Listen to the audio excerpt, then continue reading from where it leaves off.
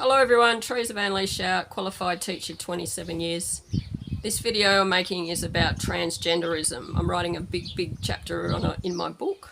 It's not going to be ready for another 6 months yet, so in the interim just wanted to do a video. It's going to be quite a long video, and to provide some evidence. I think that transgenderism is a politically legislated and funded eugenics program.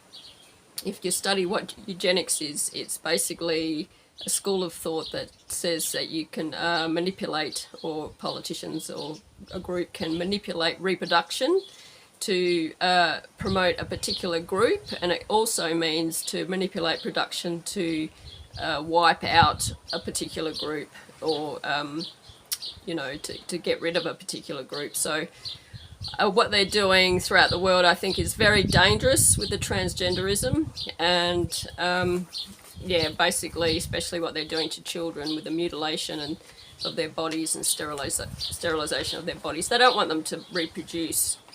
They don't want them to procreate, and they don't want them to. It's a depopulation strategy because they want. If you mutilate people's genitals, and if you sterilize people and they can't reproduce, then they don't want you to be also the LGBTQI agenda being pushed throughout the world, particularly Western nations, is because they don't want you to be heterosexual and they don't want you to reproduce. So that is a form of eugenics as well. I'm going to present some research data. Statista, S-T-A-T-I-S-T-A, they published in 2023, they did a survey of 30 countries, which was based on Ipsos polling, Ipsos IPSOS Polling Institute, of 22,514 adults aged 16 to 74 in 30 countries surveyed. And they're publishing that 3%, up to 3% of the people surveyed in 30 countries identified as transgender, gender fluid, or non-binary. They claiming that Switzerland is 6% of the population of Switzerland is identifying as transgender. I'll talk about that a little bit more later. In 2023, the thing about Statista, they've got some excellent data on this, but unfortunately, some of it's free, but most of it isn't, and it's quite expensive to actually access the data and the research, that's difficult. In 2023, it's claimed there are 107 gender identities. So from the start, I just want to say that I'm against all this, and there is only two biological sex, man and woman, and basically the DNA of the human cell is at conception, pervasive throughout the human cell is XX chromosome, female, XY chromosome, male, and that's pervaded in the DNA throughout humans from conception until death. So you're either from conception you're a man or you're a woman, and that's it. And some researchers claim that, other researchers claim that between 1% and 3% of the world's population is transgender, gender fluid, or non-binary. In the United States, the Williams Institute, the School of Law, have published some figures for the United States particularly. They published that it's not actually easy to find research statistics on this issue as well, so we'll just do the best we can. In June 2022, in the United States, 1.64 million Americans identified as transgender, and they were aged over the age of 13. That's 1.6% of the American population, and of that 1.64 million, which is a huge number of people identified as transgender, 1.3 million were adults, which is 0.5% of the population, and 300,000 were children aged 13 to 17, being 1.4% of the children in that category. So that is some serious concern figures there.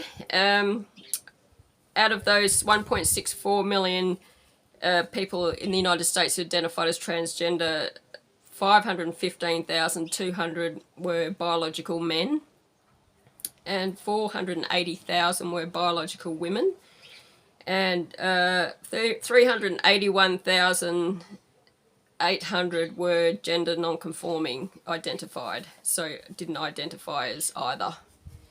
But it's just a staggering amount of people in the United States. It's one of the most serious issues with this is what's happening in the United States and other countries as well, with this eugenics program that's politically legislated and funded. The worldpopulationreview.com in 2023. They published some statistics for the United States again, and said that in 2018 over 1 million people identified as transgender. In Brazil in 2021, over 1 million people in Brazil identified as transgender, and 2021 in the Philippines 205,300, and South Africa 179,300. There's other figures which I'll go through from other countries as well, which have got quite high numbers. And they provide some very good research data and statistics on LGBTQ rights by world, country and continent. You can have a look at that, some of that research data. The Pew Research Center published some data that in the United States, people younger than 30, a staggering 5.1% identified as transgender or non-binary, and of all adults in the United States, 1.6%. That was 1.6%. Equaldex, EQUALDEX.com has quite a lot of data, research data and statistics on LGBTQ plus rights. And some of their data is really very interesting. They've got data on the legal right to change gender and in all continents and the world. So according to equaldex.com, the legal right to change gender, so this is politically legislated and funded. It's coming from the world's politicians mostly. The legal right to change gender is world statistics, 47 regions being 24% of the world. It has the legal right to change your biological gender, which you can't change your biological sex. And they corrupted the use of the word gender, which I'll go through that later. Somewhere in between is 49 regions, 25%. So somewhere in between means that they've got the legal right to change their gender with or without surgery, for example. There could be conditions or provisions that say that they can change their gender. So that's a whopping 49% of the world's regions. And 62 regions, or 31% of the world's regions, said it was illegal. It is illegal to change your gender. So only 31% of the world's regions, it's illegal to change your gender. And 20%, or 39 regions, had no data, no laws, not applicable or ambiguous. So that's some interesting figures there. In Europe, with the legal right to change your gender, 22 regions, or being 44%, it's a whopping figure as well, of 44% or 22 regions had the legal right in Europe to change your gender. Oceania has a legal, that's Australia and New Zealand mostly, it's a legal right to change your gender, 29% in 4 regions. South America has the legal right to change your gender in 7 regions, being 58%. That's by far the worst in the world, South America. And North America, the legal right to change your gender is in 5 regions, being 22%. In Africa, the legal right to change your gender in 4 regions, being only 7%. And Asia, the legal right to change your gender in 5 regions, being 11%. So the continents with the most politically driven politically legislated and funded eugenics program is South America being the top, then Europe is second, Australia and New Zealand 29% is third, then North America, which is United States and Canada, 22%, Asia 11%, and Africa is at least being subjected to this eugenics program, which is a depopulation program because they don't want you to procreate, they don't want you to reproduce, they don't want you to have children. If you sterilize and mutilate adults, mutilate their genitals and sterilize their reproductive system in adults and children, then they can't reproduce. That's the goal of this eugenics program. Okay, then I've looked at conversion therapy as in equaldex.com, because this is an important factor, because conversion therapy affects the church's ability to convert LGBTQI to back to Christianity, and also it affects psychotherapists and psychologists and therapists and counsellors of all kinds of counsellors and therapists.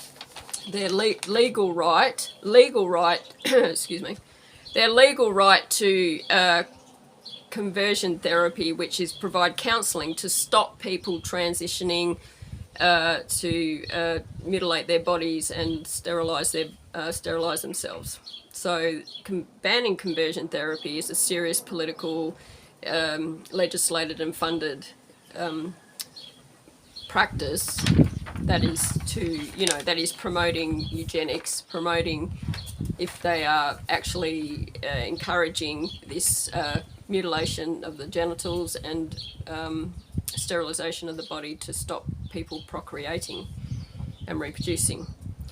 So the conversion therapies, generally speaking, are on a world level, 4 regions, being 12% were banned. 12% of the world's regions, 4 regions, they ban conversion therapy. 70%, 138 regions are not banning conversion therapy, so that's good news so far. Still, 70%, 138 regions have not banned conversion therapy. And no data, no laws, 35 regions, 18%. So that's good news as well, because it's not banned in 18%, 35 regions. There's no data and no laws in those areas. In Europe, conversion therapy is banned in 9 regions, 18%. It's not banned in 137 regions, 74%. So that means that can provide therapies to convert them back to heterosexual or not transgender. And I acknowledge that the LGB, especially in the Western world, many groups and people, LGB wants to separate from the QT, so they want to, they see the child mutilation and sterilization and sexualization of children. They're against it, and I acknowledge that as well. So I acknowledge that the LGBTQI, it's not necessarily, it consists of a lot of gay people are against it as well, so I acknowledge that. And Oceania being Australia and New Zealand, 3 regions, 21% is banned, that's quite high, and not banned is in 9 regions, 64%. And in 14% there's no data or no laws affecting conversion therapy. So if the politicians can banning conversion therapy, they don't want people to transition from back from transgender, or if they're affirming, if they're identifying as transgender, they are saying they're basically affirming them to go through with surgeries and puberty blockers. Having said that, and cross-sex hormones, which can sterilize people, having said that, just while I'm thinking of it, is the research is showing that less than 50% of people identifying as transgender, particularly in Western nations, are not having any surgeries. So that's an interesting component there. That's less than 50%. are not going through any sort of surgery, so that's good news. In South America, did I read that one? Not yet. South America, 6 regions, 50% have banned conversion therapy, so that's not very good. Not banned in 5 regions, 42%, and no data and no laws in 1 region, 8%. So South America has got massive problems with this legislated right to change your gender. Is there at the top, and also ban conversion therapy back to normal male-female conception is 50%, so that's concerning. North America is United States and Canada. Conversion therapy is banned in 4% of regions, 1 region being 4%, not banned in 12 regions being 52%, and no data and no laws in 10 regions being 43%. So that's quite good. That's good news for North America. In Africa, conversion therapy is banned in 1 region, 2%, not banned in 37 regions, 69%, and no data, no laws for 16 regions, 30%. Asia, conversion therapy is banned in 4 regions, 9%, not banned in 38 regions, 86%, so that's good news, and 2 regions, 5%, there's no laws and no data. Okay, in the worldpopulationreview.com, a research site, they've got some quite good data and research evidence there. That's based on a survey. Their data is based, publication data is based on a survey, 2021 survey of 27 LGBTQI friendly countries.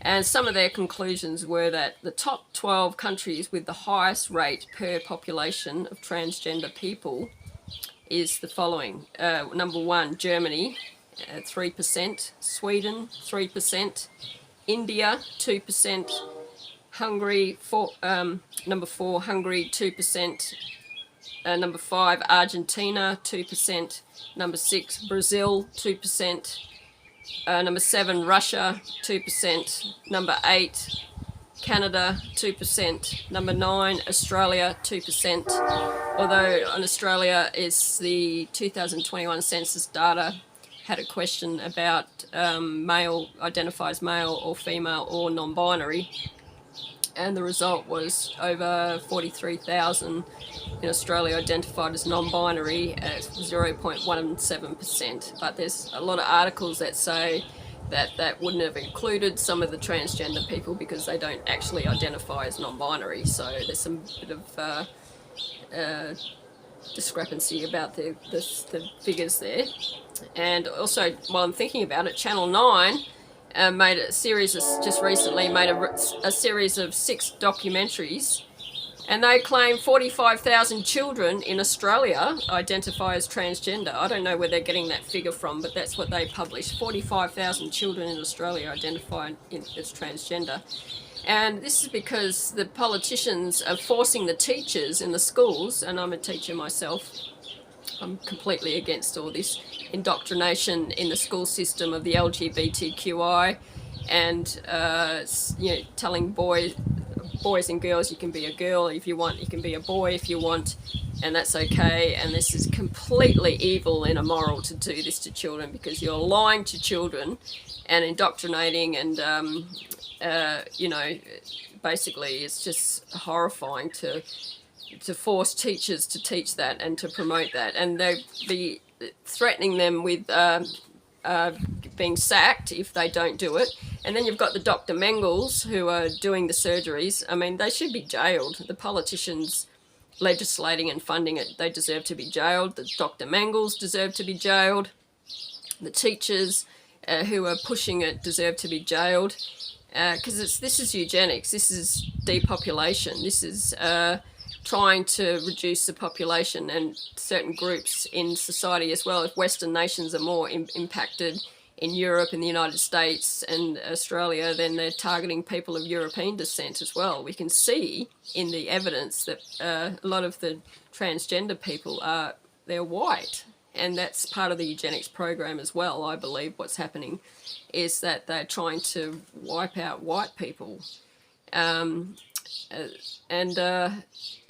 because if they can't reproduce, if you can't procreate, you don't have genitals, functioning genitals and sexual function to procreate, and you know, if you're sterilized, you can't procreate. So this is disgusting, evil eugenics program that's not enough researchers are talking about this aspect of it, but this is, in my view, as a teacher and researcher, I believe this is what they're doing. Okay, that was Australia. And number 10, Spain, 2%, and the UK, 11, UK, 2%, and number 12, Chile, 2%. They reckon that the top 12 countries with the highest rate per population of transgender people. So that's the rates per population, not the number of transgender people in the particular country.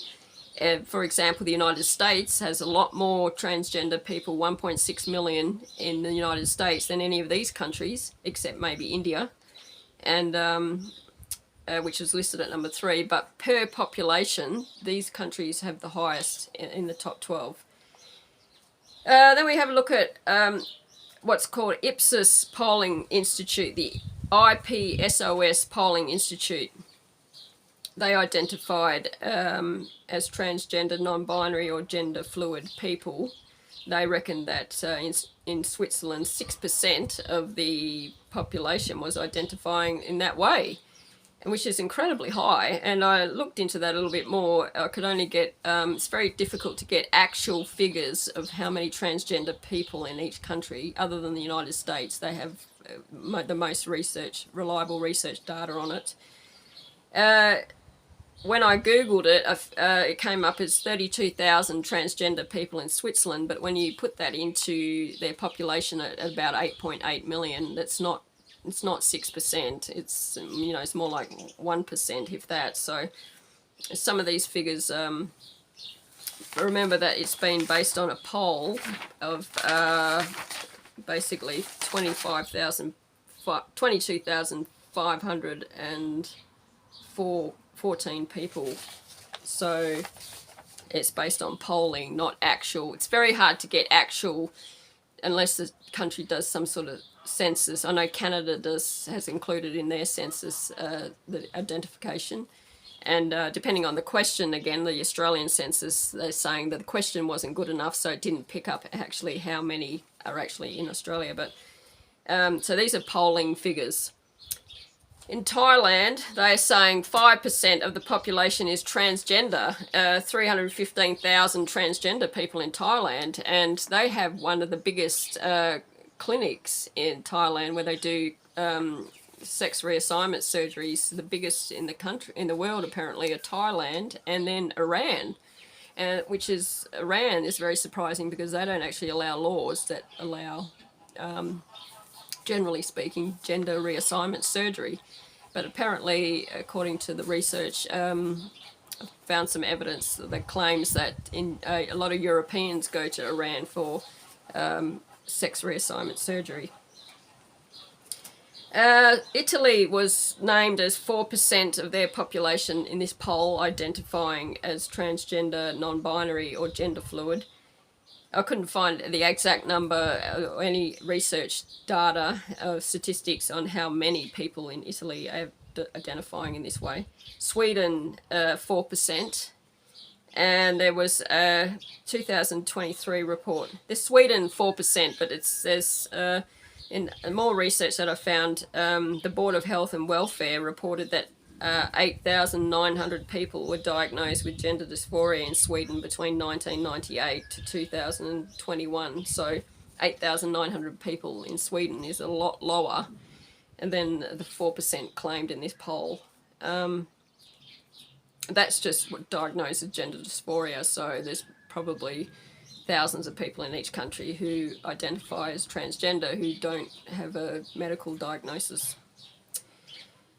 because this is being pushed relentlessly by corporations, globalist corporations, by governments, in the literature, by social media. It's just in the school system, in the curriculum.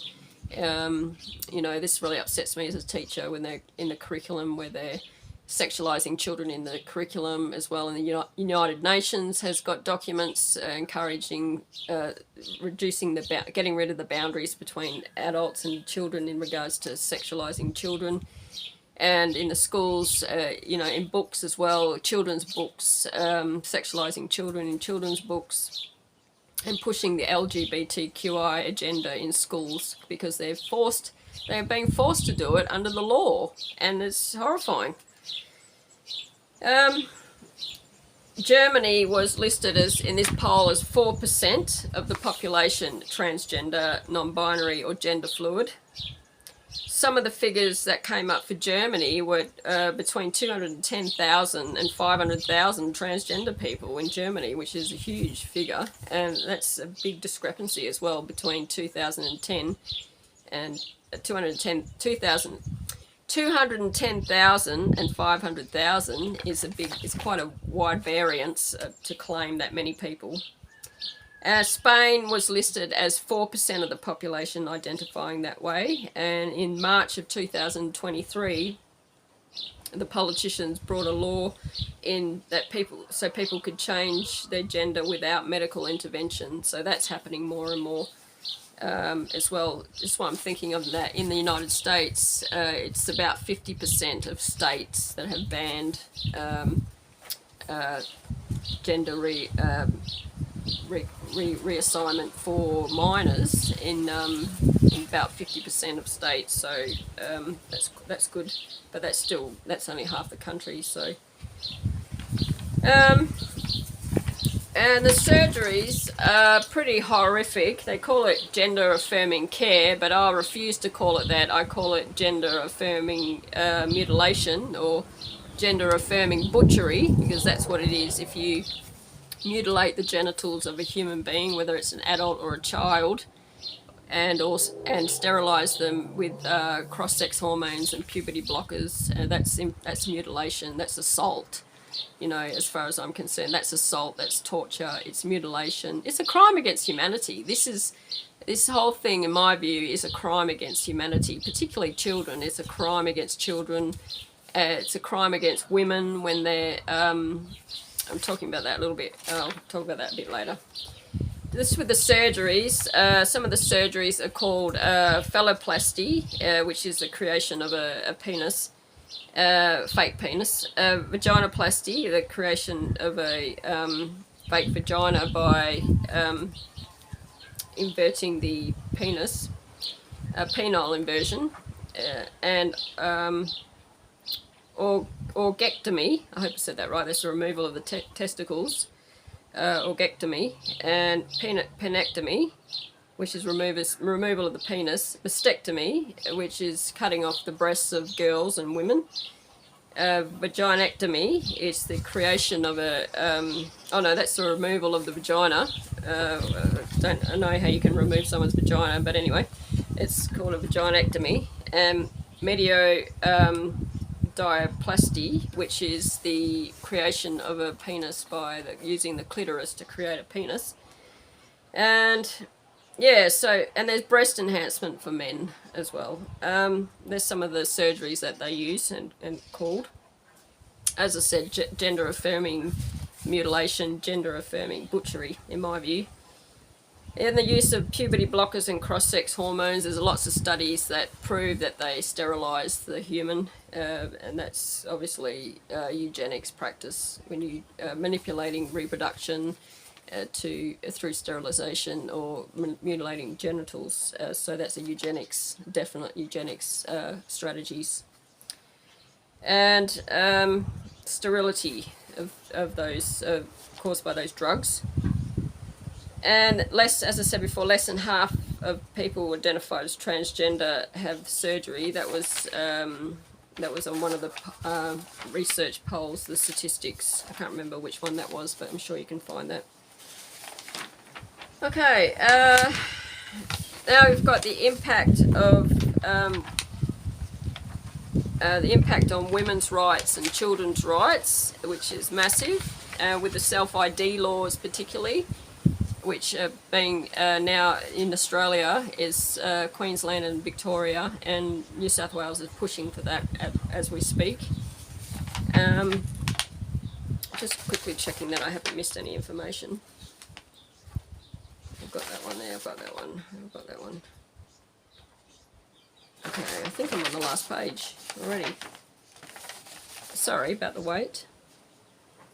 Just don't want to miss anything, that's all. This is a pretty basic overview, but it brings up some of the issues, so.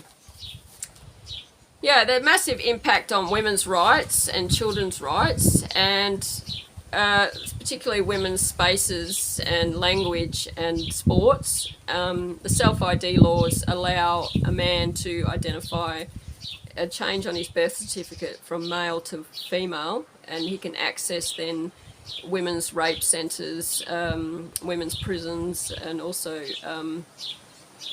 access women's sports, and also hospitals as well.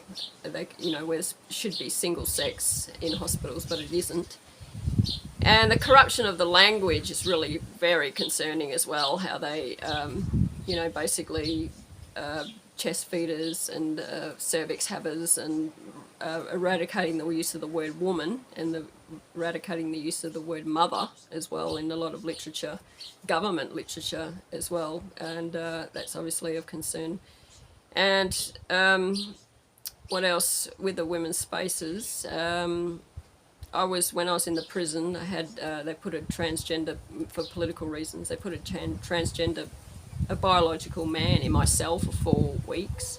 I was very lucky though, because he was actually really good to me, and I was really, really lucky. So I've written about that in my book, and so I won't talk about that now. So I'm writing about that in my book. There's also the impact on women in marriages as well, what's called trans widows, where the women, because the man is, it seems to be affecting more men transitioning to women, and then they're left, the marriage is destroyed because of the transition.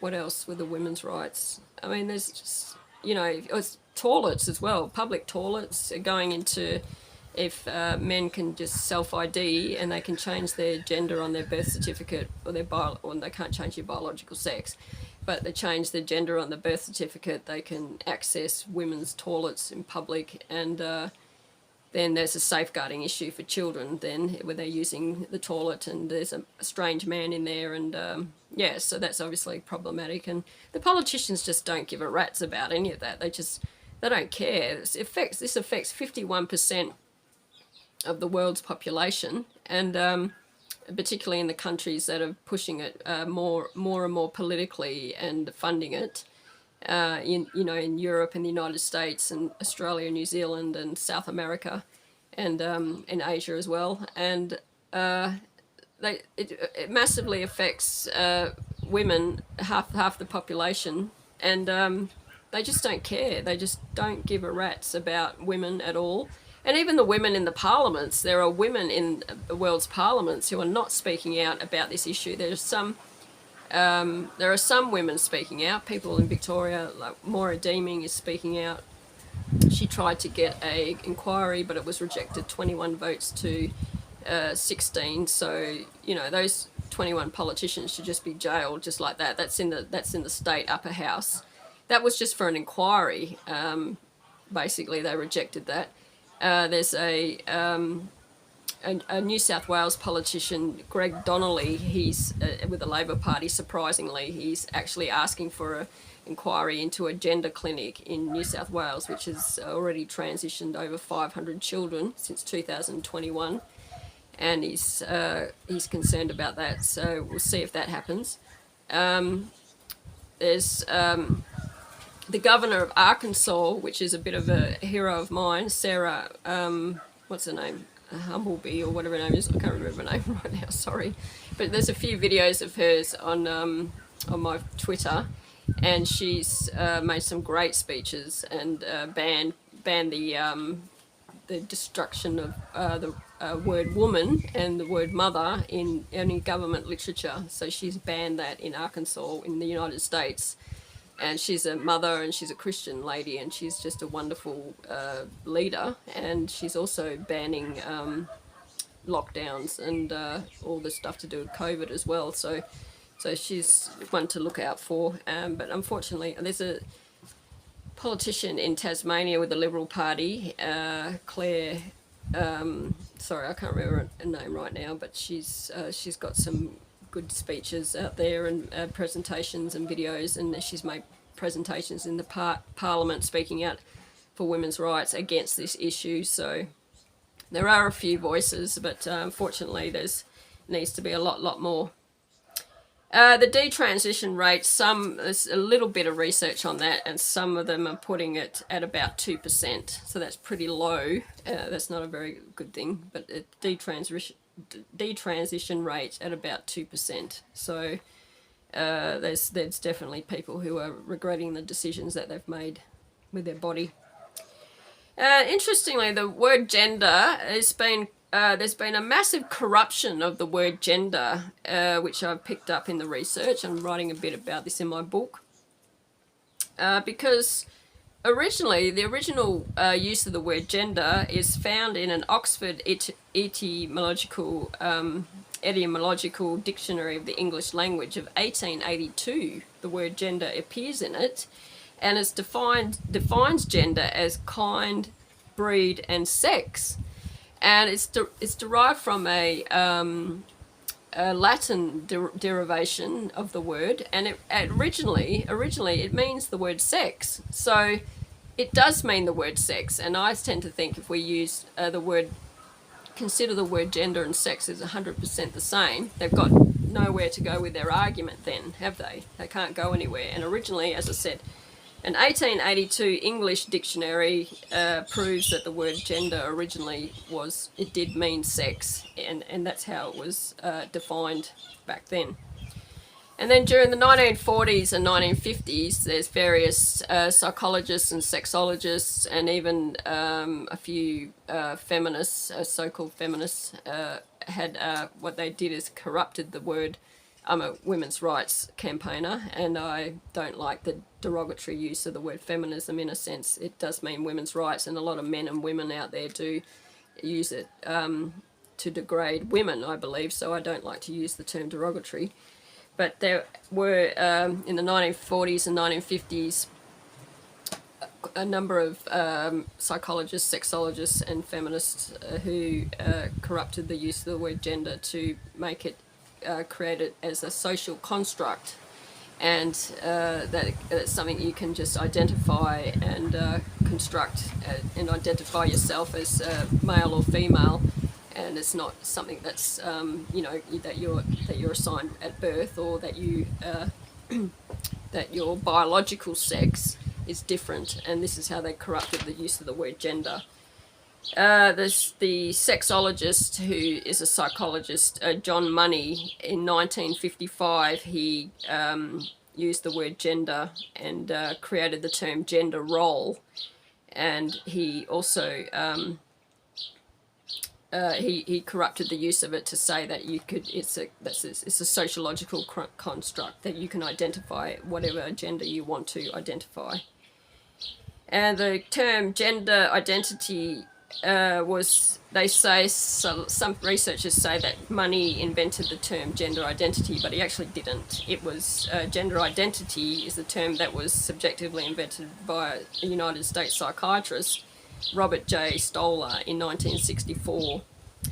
In 1966, John Money founded the Gender Identity Clinic of Johns Hopkins University in 1966. And the concept gender identity disorder was added to the DSM-3 in 1980. So as a disorder, it was added in 1980 to the DSM, the psychiatric DSM. And now all psychiatric labels are 100% fraud. In my view, I've got a big chapter on this. And they label humans subjectively. They just make it up. So it's not based on objective biological assessment and testing of any disorder in the DSD, any of these disorders in the DSM. They just make it up, and particularly, and based on that and other words, they've basically created a holocaust over the past 230 years, and killing their victims with the treatments and drugs, and 230 years all over the world, and more than that in some countries. It's over 7 centuries that they have been subjectively labelling and defaming humans and locking them up and killing them with their treatments and violent treatments and drugs. So it doesn't surprise me that psychiatrists are behind this as well. In particular, gender identity disorder, which later became gender dysphoria, is a subjective label 100%. It's not real, it's not based in biology, it's not based in the brain, it's not based in anything biological in a sense that it can be objectively assessed and tested. And it's just lying. It's lying to yourself. It's based on lies, basically. If you lie to yourself and say that you can change your biological sex from male to female or female to male, you are lying to yourself. And if you force that on others, on children or other adults, or through the government or through corporations or through advertising or through literature or whatever, you are basically lying to other people and promoting a lie that you can change your gender or your biological sex, which you can't. It's biologically impossible for you. You can mutilate your body as much as you want. You can sterilize your body as much as you want, but you cannot change the biological sex that you're born with. It's just it's a mathematical impossibility. It's a biological impossibility. And this is the problem with this, is that these subjective labels have been invented by these people. It's not a disorder. It could be classified as a delusion because it's based on a lie, but it's not a disorder because it's not based in the brain. It's not based on an objective biological reality or testing or medical testing or anything like that. And all the people out there, the adults out there throughout the world who are championing the LGBTQI rights, they're advancing eugenics. That's what they're doing. Going back to the people that corrupted the use of the word gender, so there's John Money, there's the psychiatrist Robert J. Stoller, there's endocrinologist Harry Benjamin.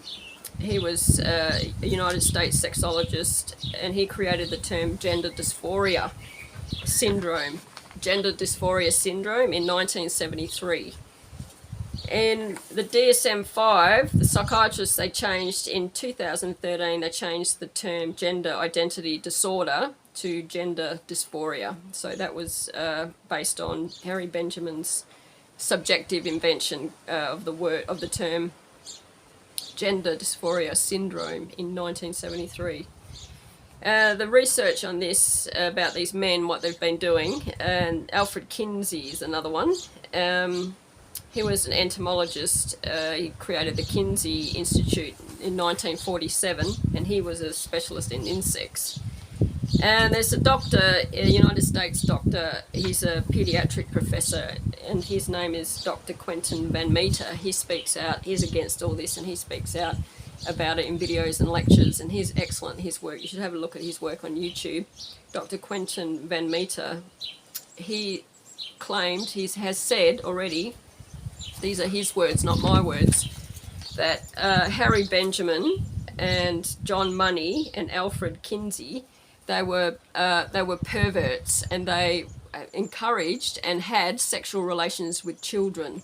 So we're talking about some very sinister, evil men who are basically, and the psychiatrists as well, because it's just a subjectively invented label, that gender identity is subjectively invented. Anyway, those 3 men, they were criminals, they were perverts, and Dr. Quentin Van Meter, he says that he says on YouTube, these are his words, not my words, that these men were encouraging and having sexual interactions with children. So we're talking about some pretty evil people here. Those 3 men pretty much created the Harry Benjamin Society in the early 1970s. And that society later became the WPATH, which is the World Professional Association of Transgender Health, in 1979. And they're globally, since 1979, have had a global agenda to recruit as many professional people across all different fields of medicine,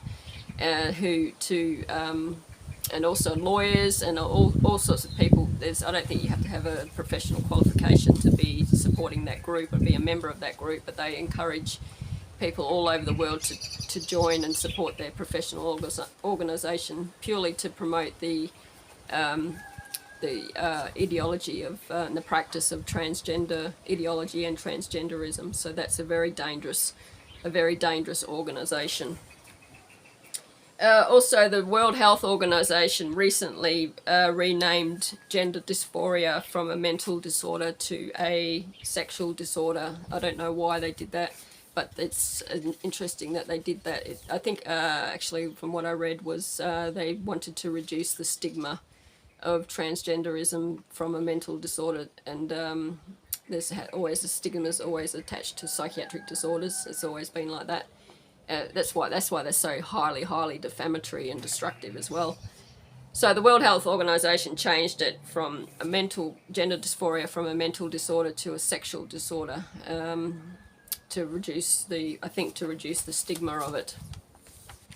There's a couple of people speaking out, as well as Dr. Quentin Van Meter. There's other people around the world speaking out, and a couple of them are the child psychiatrist, I hate psychiatry. Everybody knows that. 99% of psychiatrists, I believe, they're murderers. They kill people with their treatments and their drugs all over the world for over 230 years. So there's probably 1% who may be good, and here's a couple of them. Child psychiatrist Dr. Miriam Grossman, United States, and probably a lot of people have seen her work. She's been interviewed a lot and written many books.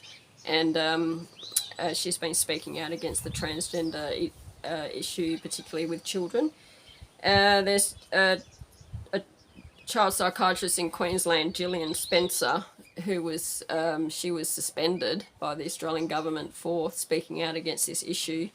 And they suspended her. So if there's medical professionals and teachers in Western nations particularly, if they speak out against this, they can get suspended and they can lose their job very easily. So this is one of the reasons why they're not speaking out against it, because the risk and fear of losing a job, which is, this is the politicians and basically got a gun over a barrel over the head of these.